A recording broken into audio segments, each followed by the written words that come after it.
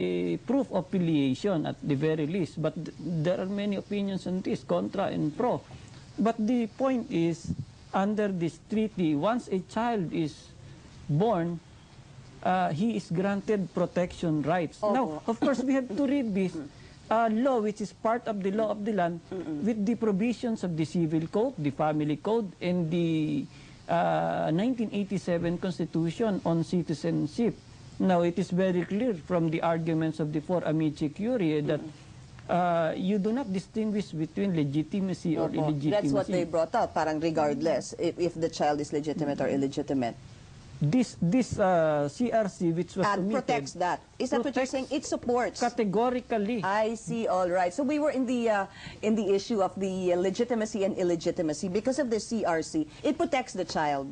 Now, there's no such distinction as whether you're legitimate or illegitimate. Yes. But must we have gone here in this particular argument, Judge? Because under the 1935 Constitution, it says that those whose fathers are Filipino citizens automatically follows, the child follows, automatically the children become Filipinos.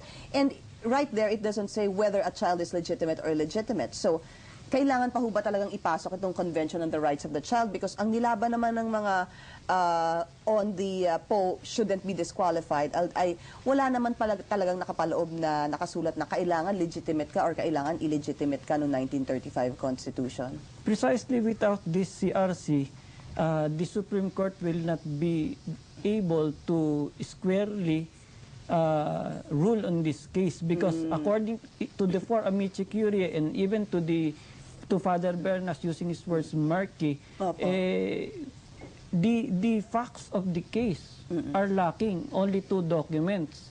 And then if they will not consider the rights of the child and they will just consider the law and there is no jurisprudence, the Supreme Court will make a ruling called judicial legislation because there is no precedent.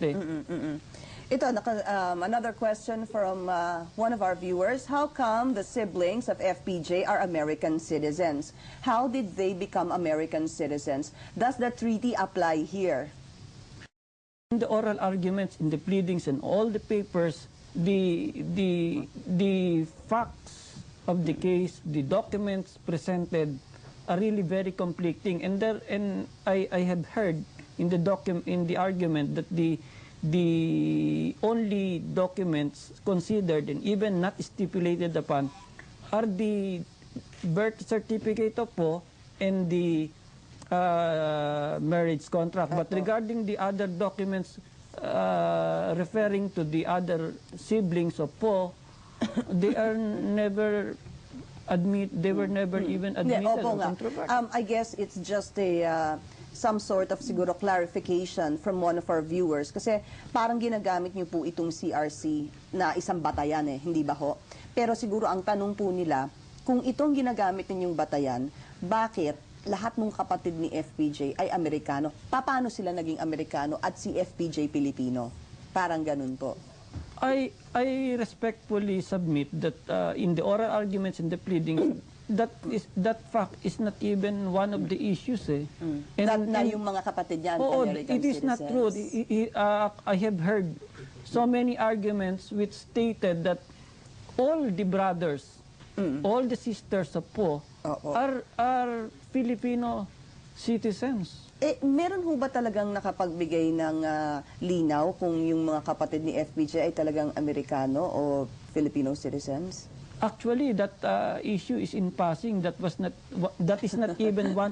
You will see the resolution just released this 11. The only issues to be discussed are these 3 issues. Jurisdiction yes, jurisdiction of the Supreme Court. If FPJ is a natural born Filipino, and the jurisdiction of the COMELEC. Correct. But the factual issues raised concern only the 2 documents. Those birth certificates or nationalities of the other siblings were not even before the court or the COMELEC. Opo. Another feedback from Attorney Panelo, both the 1935 and the present Constitution are explicit and admits if in interpretation. Both state that those children whose fathers are citizens of the Philippines are Filipino citizens. Legitimacy cannot be an issue. So yun nga din po yung naging basic defense nung mga abogado po ni FPJ. Wala naman po talagang distinction. Wala pong nakasulat na if you are a legitimate or if you are an illegitimate child.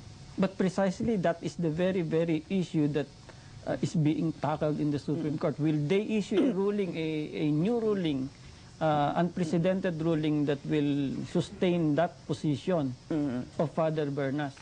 All right, so what we're looking at, you just submitted this today po, Judge. Itong, my position paper. yung position paper niyo po, yung urgent motion for leave to intervene. No, I submitted my petition intervention with the last Monday. Opo. And this Kahapon po.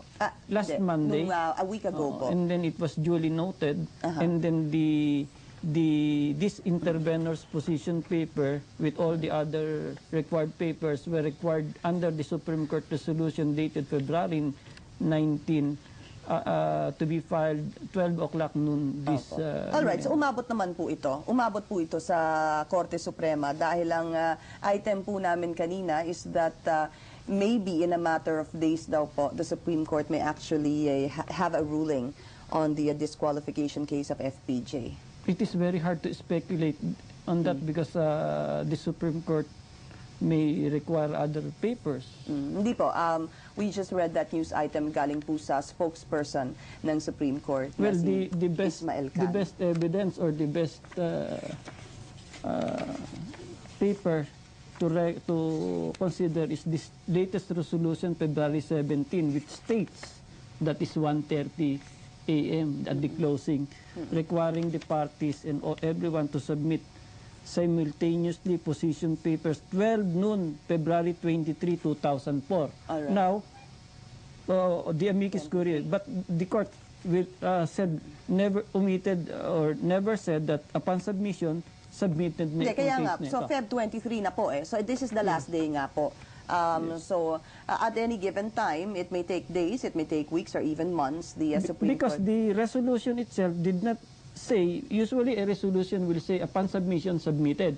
Eh wala naman nakalagay dito na submitted. So it's very hard to speculate. Not even the parties can speculate when the Supreme Court will decide. Actually, hindi naman po kami nag-speculate eh. It was Attorney Ismael Can, the spokesperson of the Supreme Court, na nagsabi po nun. If there was a ruling that submitted na, that seems to siguro be very sa kanya, hindi ko reasonable. alam, siguro sa kanya lang nanggaling yon. Pero just to clarify, we didn't speculate on it. It came from Attorney Can, who is the spokesperson of the Supreme Court. So maybe any day now, any week, or any month from now, there will be a ruling. Of course, all eyes will be on this particular decision of the Supreme Court. Judge Floro, maraming salamat po sa inyong pagpunta dito at pag-explain po sa amin nitong CRC, or the Convention of the Rights of the Child. Maraming salamat po. More news will come your way after the break. Keep it here on ANC.